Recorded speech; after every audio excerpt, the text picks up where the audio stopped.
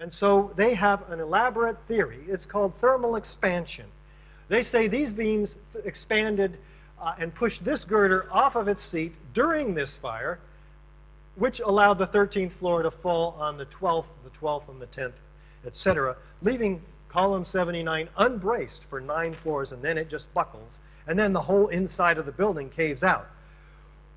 What's wrong with this theory? Well, there's about 9 things wrong with it.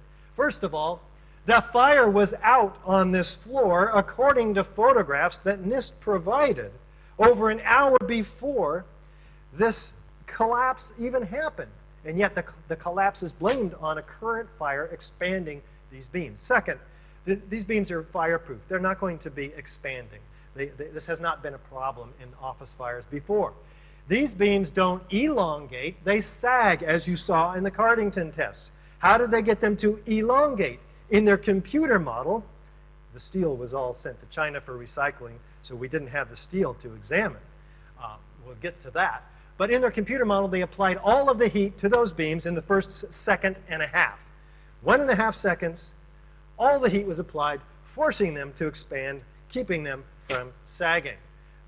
Even if that would have happened, it wouldn't have pushed this girder off of its seat, because that girder is tied with shear studs to the concrete floor up above. According to NIST, it didn't have shear studs, which the construction documents show clearly that they did.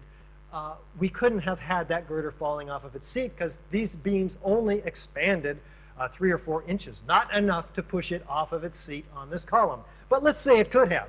And then it does that.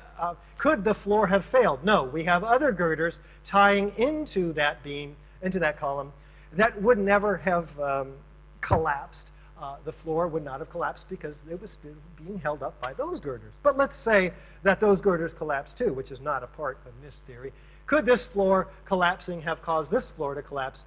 Probably not. It probably wouldn't even have touched it.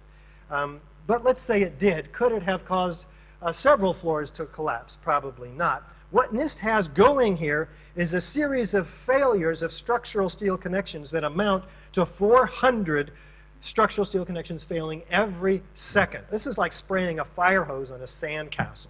That's the rate of failure. A house of cards.